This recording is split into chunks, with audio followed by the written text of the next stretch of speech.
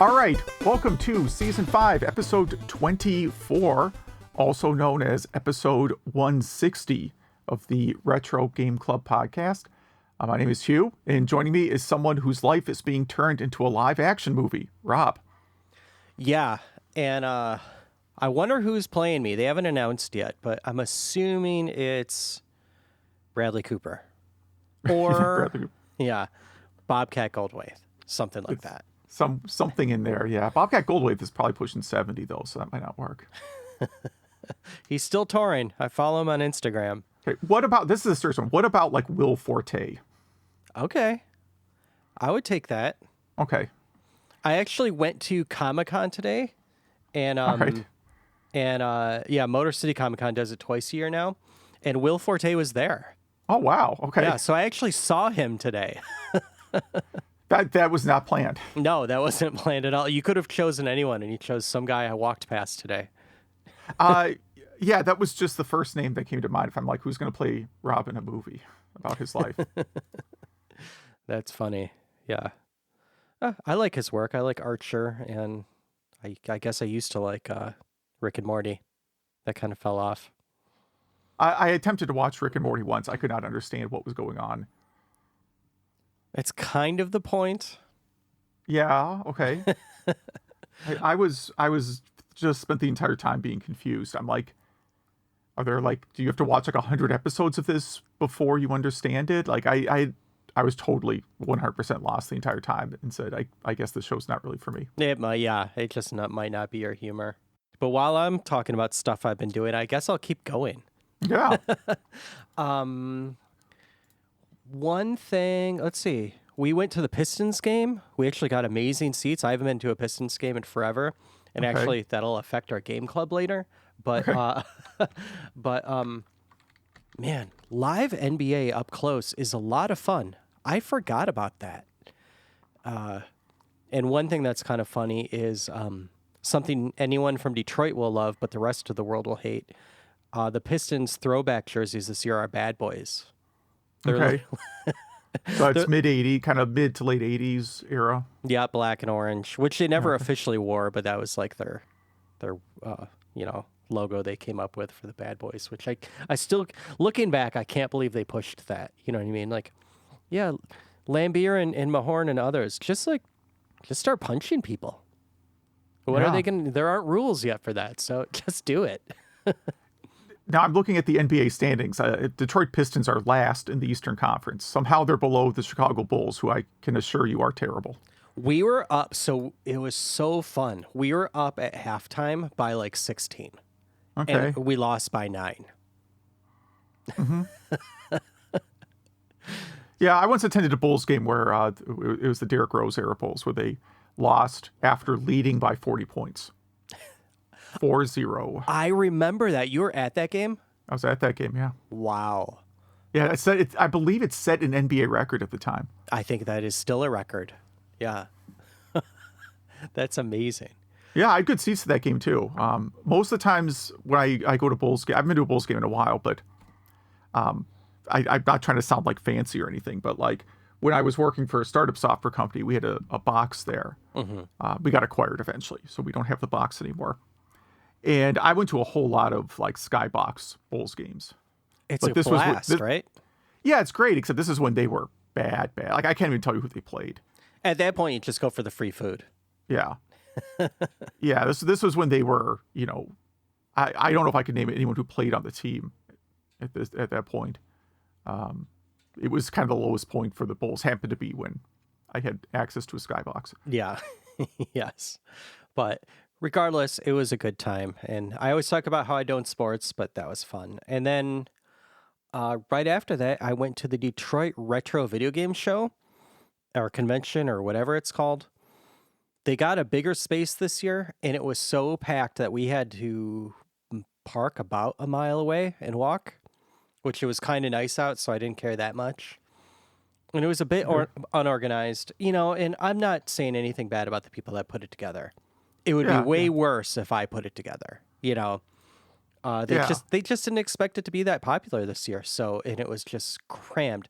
It was a lot of fun. I didn't win anything this year, Majors happened to be in town doing a different convention. He didn't have time to come out, but we did meet for a few minutes, and it was fun seeing him. And but at the convention, the Hard for Games guys were there, and John knew who I was right away because I go to a store all the time. And actually, at that show, we realized we actually live about 3/4 of a mile away from each other. Okay. Now his store is like a 45-minute drive away. So I was like, oh, really? Okay. But Tony didn't recognize me at all, which is kind of funny. But they had a game there. I forget what it was, but it was something unreleased ever that they were letting people play. And, Okay. I bought a few things there. Let's see if my camera works for this. Got some Dig Dug for the DS. Okay, nice. Digging Strike. Yeah, I thought that was pretty interesting. I forget if I knew that existed. I forgot that existed for sure. And what do I have here? Mystery Dungeon for the DS. Okay. I don't know if anyone's heard of this, but it looks pretty fun. It looks kind of like it's from the creators of Pokemon, which is interesting.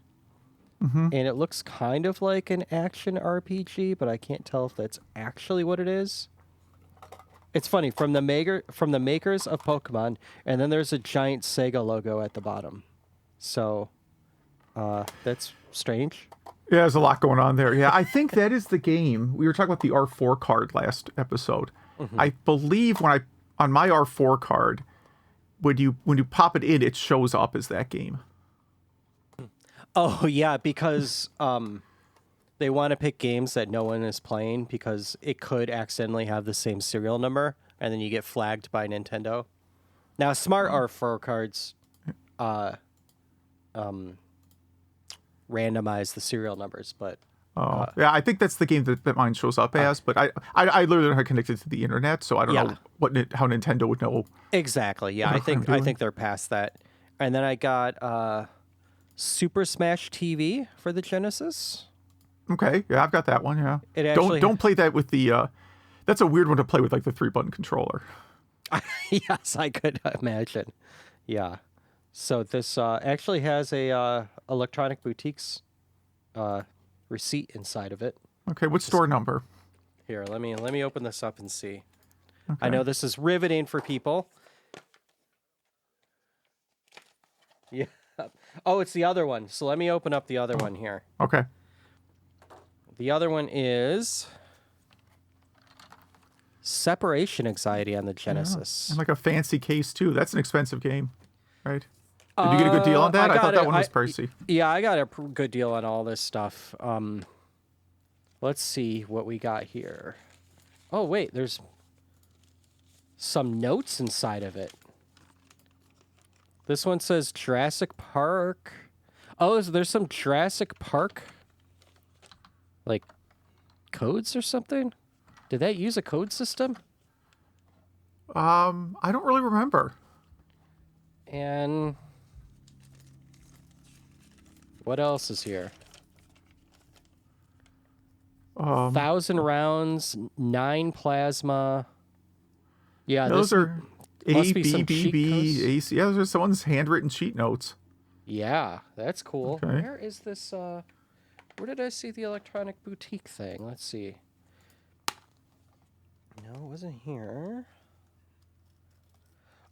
Oh, you know what? It was in a different game. I'll get that game next time. So it was in. I was gonna trade a.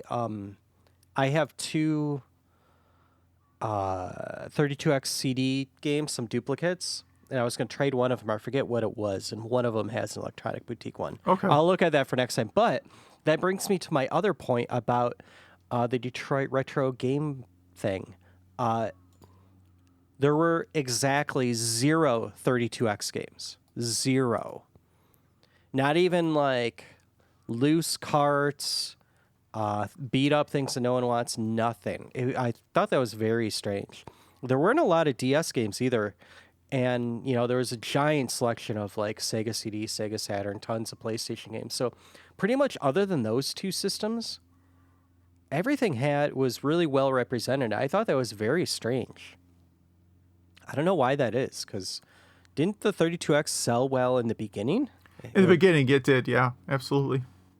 So, But basically any game that came out like after the Saturn is going to be pretty rare true. Yeah. because those did not sell nearly as well. Because people knew like, okay, the 32X is a dead system now. Yeah. Yeah. So yeah, that was a good time. Let's see. Do I have any other notes here? I know I'm talking a lot. Yeah, that's pretty much all I did. How about you? Um, what did I put? Did I put anything in the notes? Hold on. Oh, I lost my notes. I don't think I have anything. Do I have anything in the notes here? Because these are... Oh, okay, here we go. Oh, I did have notes. Look at that. We got to rearrange these show notes so they're like in the order that the show occurs. That's what we need to do. Yes. Oh yeah, so last episode we talked about Castlevania Legends. Right after our episode went out, it came out on the Switch. So I went ahead and tried that, and you know what? I don't really think it was bad at all. I described it in my notes here as being on par with any 1989 Game Boy release. Of course, this was a 1997-98 Game Boy release. That's the problem, yeah. That's the problem. So it wasn't bad. Was not bad really, but I'm not going to finish it. I put a link to this article. We can talk about the news if you want. The thing about Atari Holdings Company buying Digital Eclipse. Did we make that happen on accident? No, I don't think we did. Did we make both of these things happen, actually? Because we talked about both those things last episode. Hold on. I'm getting a pop-up about cookies when I try to read the article. I mean, it's interesting. I mean, the modern day Atari seems to be very, a couple of years ago, they were very much about like, let's make a bunch of blockchain garbage. Mm-hmm. And now, and casinos. And now they seem to be pretty all in on the game preservation idea. So different CEOs. So about a year and a half ago, they got a new CEO. So I think that's what happened. I mean, I kind of like what they're doing now. They've purchased a few sites that deal with video game history. So maybe that means those, again, when sites get purchased, it either means they're going to be drastically better or drastically worse. Mm-hmm. I don't know which way this is going to go. And Digital Eclipse, I'm going to kind of assume that they're not just going to use them to republish Atari stuff because that's, a finite market. But, Digital Eclipse is making good quality emulation collections for a long time. Mm-hmm. And maybe they'll get into some stuff that's not Atari IP. It'll certainly be cheaper for them to publish Atari IP stuff now. Yeah. So that's cool. Atari turned into what Intellivision wanted to be, and I think that's hilarious. Yeah. I don't even know what is going on with the Amiga or whatever it was called. I stopped following any news about that a while ago because there is none. They just pretended like it never happened. Yeah, maybe actually right now I would be relieved if the current iteration of Atari purchased the Intellivision IP. I really would at this point. And 5 years ago, I would not have felt that same way. I don't think they would because Intellivision sold all their game IP, right? They sold some of it. So they sold a couple big ones, yeah. Yeah, so yeah, I would be relieved if Atari bought it as well, but I also wouldn't be shocked if like Billy Mitchell became the new CEO of Intellivision. That seems like where the universe is going. It could happen, sure. I suspect it just ends up quietly going bankrupt and the pieces get sold off for scraps. That's probably what will happen. Yeah. No system will be launched. Yeah, there's never gonna be a system. What else I put in here? Oh yeah, so I was getting some work done in the house and I had to tear my game room here apart and put it back together. And along the way, I found my collection of PlayStation and Dreamcast RF adapters that I have in a box. Why did you have because you haven't needed an RF adapter since the early 80s, right? I mean, not you, the average human. Yeah. Yes, the average human has not needed an RF adapter in years. This would be like, I just bought a Dreamcast, but I'm sticking it on the bad TV in the basement for the kids. The one from like 79. Yeah. Yep, exactly. So I believe I bought them at like the Dreamcast. A lot of my Dreamcast stuff came from a Kmart going out of business sale. Mm-hmm. I believe Where it was like I went there, it was 90% off. They had a lot of Dreamcast stuff. I just bought whatever they had. So like I got a lot of memory cards that way. A lot of first party memory cards. VMUs. VMUs, yeah, whatever their right name is. Yeah. But I did not. I ended up getting the RF adapter just because it was probably like 25 cents. So I don't know what I'm ever going to do with it. I should just throw it out. And the PlayStation one's probably similar story. I don't really remember. I have no conscious memory of buying them. So I don't know. But this is just sort of that like every now and then I get in that mood where it's like, okay, why again do I have all this junk? Yeah, yeah. It's funny. Like most people are getting HDMI adapters for their stuff, and you're getting RF adapters. Yeah, in all fairness, I got this a while ago. Yeah. Yeah, people are selling the Dreamcast RF adapter for like $15 on eBay. I don't know if they're getting that. There's 100 listings. This is like, they're not getting $15. There's just so many listings. Yeah, there's no way. It'll probably be cheaper if you donate it for like bring it to a place that would just like melt it down for the copper inside. Yeah, it'd be easier if I just put them all in a flat rate shipping box and said, here's a bunch of cables. Take them off my hands. Yeah. If any listener is interested. Yeah, if you just need cables, man, have I got too many? And is that it? Oh, I will mention this. We're getting close to Thanksgiving, which means Black Friday sales, right? I was going to include a note about any good Black Friday sales that are retro gaming related. So far, I've seen nothing. If listeners see anything good, send it to us, email at retrogameclub.net, and I will mention it on the show, at least before Thanksgiving, but there really isn't much. Sometimes those like, 3/4 scale arcade games, what are they called?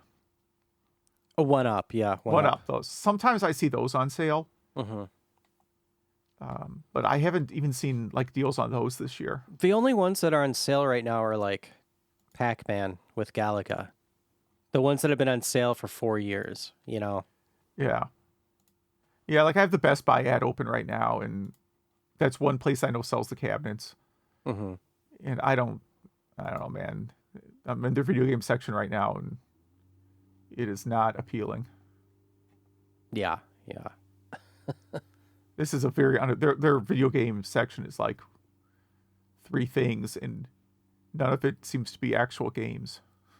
Well, they sell regular PS5 and stuff like that, Switch games. That's what I go to Best Buy because they're the ones that ship on the day they say they're going to ship. Anytime I've done Amazon for games, it's come like the night after. Yeah. I don't see anything. I gotta look at the Bass Pro Shop one now, though, while we're recording, because maybe there's something there. Oh, yeah. I'm trying to think of... well, it was like 3 Christmases ago you found some like Sonic 3 games on sale. What did I get? Was it like half off books or something that had So it? a couple years ago, in their ad, this is not a joke, half price books, I saved a picture of this because I didn't believe it. Half price books in their Black Friday ad was advertising Knuckles Chaotix for 32X. That's right, yeah. Like they must have stumbled into a bunch of copies and each location got one. I don't know. By the time I looked, they were sold out, which was very sad for me. Because that game is like a lot of money now. A lot of money. Oh, really? I think I have a loose copy of it. Okay. Yeah. I think I didn't go because I owned a loose copy of it. So I just haven't looked too much. But again, if people know of anything, just let us know and we'll... Yeah, if you put it in social media, I'm sure Zach will put it in our notes. If you don't do the email. Yeah, I assume everyone still has email, right? That's not... A lot of people just don't do it. I don't know. We got some feedback about that, and I was just like, well... I think it's before Zach helped us, and I was like, well, email... I'm looking at one place for stuff, and it's going to be You have to have an email address to get, like, a Twitter account, right? And, like, a bank account and stuff, yeah. Yeah, I'm pretty sure you can't get through life without an email address. Yeah, yeah. But should we Yeah, do let's some get through the news? news here real quick. Yeah. Yeah, yeah. So I'm gonna power through these. Let me know if you have any hot takes. Mhm. The first, a very quick one. ARM acquired a minority stake in Raspberry Pi, and I just wanted to note that since we talk about Raspberry Pi a lot and we love them, so maybe that'll make Pis cheaper in the future. I don't know. Castlevania getting an enhanced fan make on the Commodore Amiga. Okay. That site's not opening for me right now. I tried to go to the site and it put up something about my ad blocker, so I closed it. But it looked cool. It looked really nice.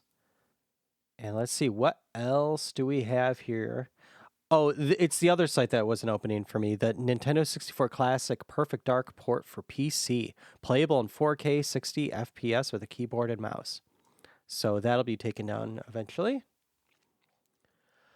Cinemaware's Rocket Ranger is coming to Atari Jaguar 35 years later. So this was a Commodore 64, Apple II GS, and NES game.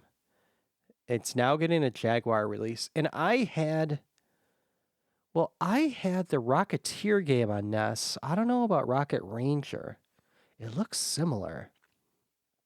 But the other title of this could be a game no one ever played is getting ported to a system no one owns. Never played, yeah. But still, I like when this stuff happens. Gunstar Heroes developer Treasure on why Mega Drive is better than the NES. And the short of this is they like the 68,000 chip better than the 65,816 chip that the SNES used. Something about it's better at multiplication. So you could do multi-jointed animations better. Does that make any sense to you since you're a Genesis developer? No, I mean, I can understand that the 60,000 is a newer chip. It's a 16-bit chip with 32-bit addressing. So I can understand it being a lot more powerful than the 6502. Well, the SNES is still a 16-bit chip, but I don't think it has 32-bit addressing. And Oh, you're sorry, I was saying NES. no, SNES, yeah. So I guess the SNES needed a bunch of no operation instructions, which I don't know what that means. It just means you're telling the CPU to not do anything for a cycle. Okay. So like a multiplication thing on the SNES might take a few cycles or something. Yeah, that could be what they're referring to. So you have to stop. I mean, you just use it if you're like on the Sega Genesis, you have to use it when you're reading controller ports because you actually have to pause a few cycles because it's not real-time feed between the controller ports and the system. Really? I didn't realize that. Yeah, there's actually like a few no-op instructions in between. I think in the manual that Sega gave to programmers, they basically say you have to have 2 no-ops after each read. I have source code if you want to see it, I guess. Interesting. Oh. I wouldn't understand that source code anyway. Yeah, so I'm looking at the Super Nintendo. It's a 24-bit addressing, 16-bit accumulator. It's 6502 instruction set. Okay. Mm-hmm. Yep, the exact same thing in the in the Apple II GS. But so we just powered through that news. Not very exciting stuff. I guess let's just jump right to Game Club. Yeah. Yes. So I did Karateka, doesn't matter how you pronounce it, everyone is correct. It came out in 84-ish, December 84, so call it 85, for the Apple II. And it was ported to everything. And yeah, you're a karate dude, and you keep walking right, and you're trying to save the princess, or I don't know if she is a princess, a female. Yeah, you have kick and a punch, low kick, high kick, low punch, I think normal punch or high punch, I don't know. But it's a pretty easy game up to a certain point until you get to the big cat, which you have to drop a gate onto, I think, by stepping on a certain part of the screen at the right time. Then you have to defeat the eagle, which I don't think is too bad. And two funny things about the game is when you get to the female at the end, if you're in a fighting pose, so if you're not running or if you haven't bowed, she'll one hit kill you, which I think is great. You spend all that time and you just walk up to her and she murders you. And also, if you had the original Apple II game, if you put the disc in upside down, the game plays upside down. And it was just a gag they had. I think that is absolutely amazing. I think this is a fine game. I had this game I played this at my cousin's house before we got our Apple. So I think I played it like in probably 85. And then we got our Apple in 86 sometime. And we got it then. And I just adored it. I played it over and over.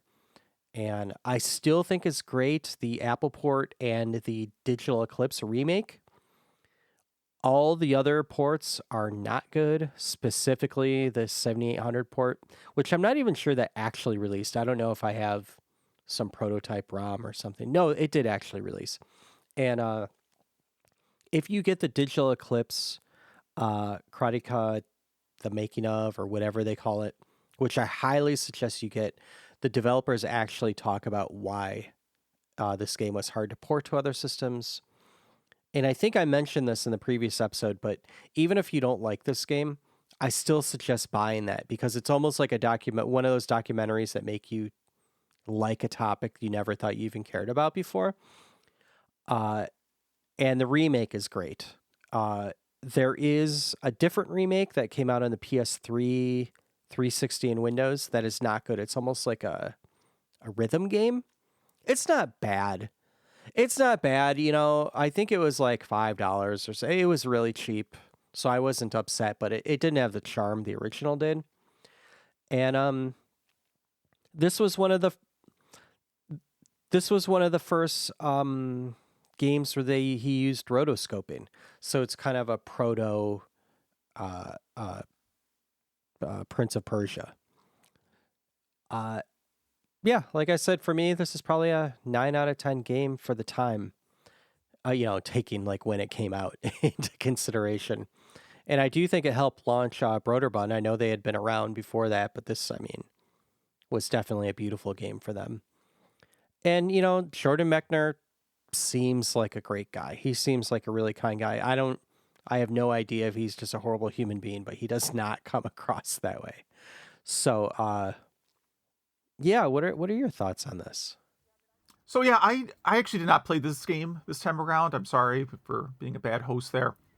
I watched the NES speed run of it because that's only 8 minutes for the current world record. It looks interesting. I don't know if the NES is considered a good port or not. No, there are no good ports. Zero. Because it looks kind of slow. Like compared to Kung Fu on the NES, it looks like a very slow game. I realize Kung Fu is probably ripping it off. So I think it looks slower on Apple because there's more animation. You know what I mean? So like with Kung Fu, it's like to do one animation for a punch. You know what I mean? Yeah. Like one frame. Exactly. Yeah. Yeah. Yeah, I can say because Karateka or Karateka, whatever you want to call it. It's definitely each movement has multiple frames to it. In Kung Fu, it's just one pose to the next. There's really nothing in between. Mm-hmm. Yeah. Yeah. So that's probably a big part of it. This is probably a more frustrating game than that one. Like that one gets frustrating when with the enemies like grab onto you.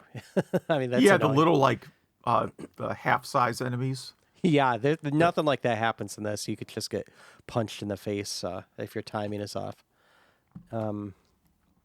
Yeah, but I do think this is a game that is important in video game history. I think it broke a few boundaries in terms of programming and whatnot.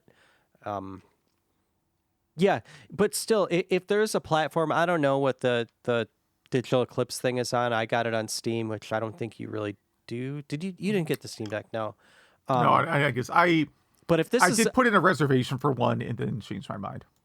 Well, if this is on Switch or something, it's not expensive. If you're bored one night, shopping through the Nintendo eStore or something, pick it up. Yeah, there's a Black Friday sale or something. Yeah, I'm kind of waiting for the Steam Deck Lite. Speaking of which, that got announced. Did you see? Well, it's not the lights. That's the OLED. Is it smaller than the original? Is it like No, lighter? it's exactly the same, except it has the OLED. It has double battery life and faster Wi-Fi, and the cheapest model has more drive space. So there's almost no reason in my book not to get the cheapest model at this point because you're getting an OLED and enough drive space. So if you're gonna buy Okay. one now, I think now is the time. I've been playing that a lot since I can't find my analog pocket still.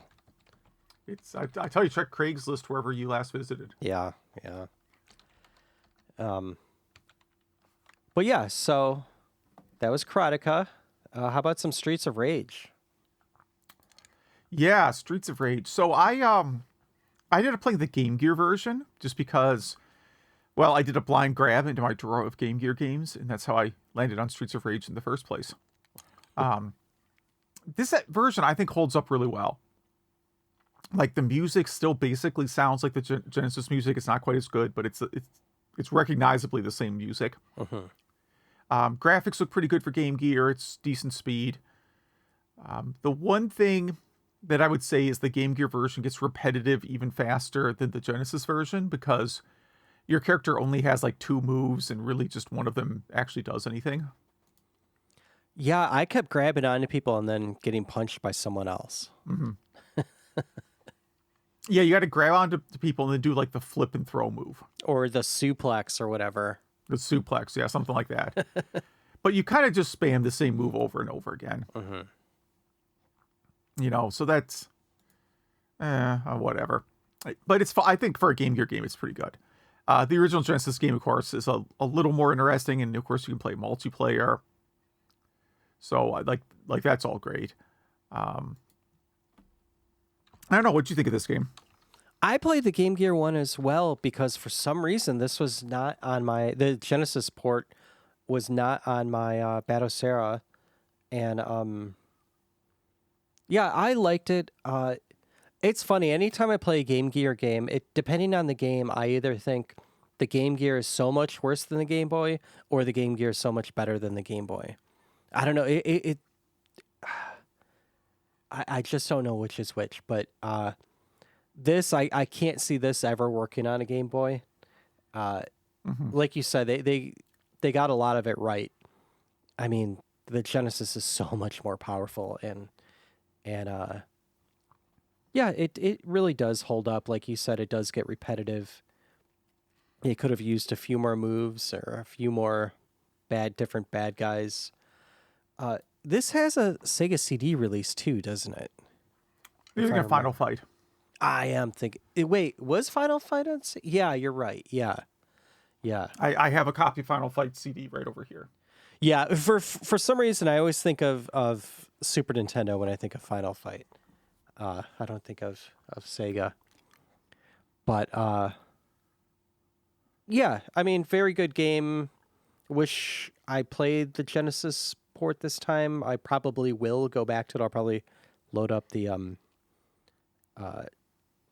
Mister. Everyone can check off their Retro Game Club bingo card for that one. Me mentioning that. What are you going to play next? Well, why don't you go first? Because my pick was based off yours. Yeah, since I had so much fun, well, my whole family had so much fun at that basketball game, I chose Double Dribble on the NES. Okay. There's other versions of Double Dribble too.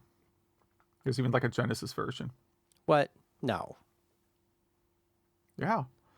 There's an arcade version, isn't there? I think I think it's almost the same as the NES version, right? I think so too. So based on that, I'm going to pick NBA Action 94 on either Genesis or Game Gear. Nice. Cool. Well, if anyone plays NBA Action 94, Double Dribble, Streets of Rage, Karateka, what else? If you buy some of the Raspberry Pi stocks, if you remake Castlevania, yeah, please email us. Email at retrogameclub.net. That is email at retrogameclub.net. You also wanted people to email us for Black Friday stuff. Yeah. So please. Yeah, if there's any great deals, we'll be happy to talk about them on the show. Yeah, we did get one email this week. I did not read the email in advance. This is the problem. For Majors, he writes about Mortal Kombat being like the Saw movies. So agrees with our statement that makes the game worse. Especially mentioning that the new ones have X-ray effects, I guess. X-ray fatalities. Okay. Yeah. Yeah, you do get to see inside of them. And so I watched that preview or trailer, whatever you call it. Uh-huh. Why do people want that? Gore. Uh-huh. That's it. I mean, I was just watching a whole bunch of horror movies. It's not... All right. Analog products being quality and costing more money. I was doing in living color there for a minute. Mo money. All right. No argument at all. He says he opted for the cheaper type of portable emulation because it was $70 and did what he wanted. Not concerned about FPGA being frame perfect. Majors mentions ordering the Analog Duo because he has a big TurboGrafx 16 collection and is a big fan of the system. And of course, if you're a big Duo fan, those things have to get recapped every couple of years. Overloading ROMs on RetroArch. I have the same problem of thinking I'll just put all the games on an SD card, but that creates the Netflix predicament of taking longer to figure out what you want to play rather than just playing. I suggest folks get a Retro Game Club podcast curated ROM set. That's a good idea. Yeah, it's an interesting one. I can't put that online legally, but if you named a system and you said you can only get 20 games for the system, that's the problem. It's like I would pick 20 games that most people probably don't want to play. Yeah. And some feedback on the games. Thinks Castlevania Legends is the strongest Game Boy game in the series of the Castlevania games, I assume he means. Particularly the Grim Reaper boss on stage 3. He got to the Grim Reaper boss on stage 3, but probably won't go much further than that. Not Game Club games. Beyond Shadowgate. He says on one of the TurboGrafx forums, Beyond Shadowgate is the game of the month for October. He hadn't played in the past, but had some fun with it now. It's a DOS point-and-click game with obtuse puzzles. It's very good for the Halloween theme. So I played Beyond. Have you played Beyond Shadowgate? Yes. Yeah, I mean, it's an imitation King's Quest game. But they also have, like, combat. Like, there are parts where you have to, like, punch people and stuff. And that part of the game, I think, does not work at all. Do you remember this? It's been so long. Yeah. Yeah, anytime I think of Shadowgate, I think of the NES version. Yeah, I think most people do too. And really, the second Shadowgate game should have just been that. But whatever. I didn't develop it. It's an innovative game. I mean, it's not innovative. Strike that part. It's an interesting game. Interesting is the word I was looking for the first time. Because again, it is clearly a King's Quest knockoff. It's a little bit darker because like it starts off in like a dungeon where you walk into like torture chambers and stuff. Like it's fairly, unpleasant at the beginning. Eventually you get out into like a town, it gets a little better. But like the original Shadowgate, there's just like absurd comical deaths all the time. Which I guess is true in King's Quest. You die all the time in King's Quest also. Yeah. But the combat is really what I can't get past. I can't get past how bad the combat is in that game. Because you start off just trying to like basically a dude comes at you with a sword and you're trying to fight them with bare fists. And it doesn't control it. That part does not control well at all. That happens a lot on the TurboGrafx. Yeah. I never finished that game. Maybe if there was a ROM hack that took out the combat, I would try it again. And then back to the email here. What game has been in your collection the longest? His cousin... Yes, by the way, I have one rule. My one piece of advice in life is never interact with your cousins. I've never heard anyone with a cousin story that wasn't bad. He said, Major says his cousin decided to lose, sell, or trade all of his NES games back when he lent them. So the oldest game in his collection is R-Type for the Sega Master System. And on the Master System, he also has original copies of Phantasy Star and Golden Axe. The beat 'em up, not the Zelda clone on Master System. I think like the clone is called Golden Axe Warrior. Nice. Well, thank you for that. Our social media question is, what are your favorite Falcom games? I answered that last time. And let's see. We have some social media feedback, something about Castlevania Legends. I've been playing Castlevania Legends, and damn, it's frustrating. So I decided to look up old reviews on EGM, and it seems like they were frustrated with it too. So he doesn't feel bad. And what games have been in your collection longest? Someone writes in with Atari 800 Missile Command, which is pretty cool. Super Mario Brothers Duck Hunt, which I think that's pretty common. It's been in my collection the longest. Yeah. And definitely Commodore 64 games, maybe Raid over Moscow. And the next question of the episode is going to be, what games would you put into a 4-slot Neo Geo MVS cabinet? I'm going to go ahead and answer mine right now because I used to have a 4-slot Neo Geo MVS cabinet, and here's what I had in it. I had Waku Waku 7, which is a weird Street Fighter 2-like game. I had Puzzle Bobble 2. I had Samurai Showdown 2, because that's my favorite Samurai Showdown. And NAM 97. Or sorry, NAM 75. NAM 97 would be a very different. That'd be a different game, yeah. And I just wanted a good selection in there.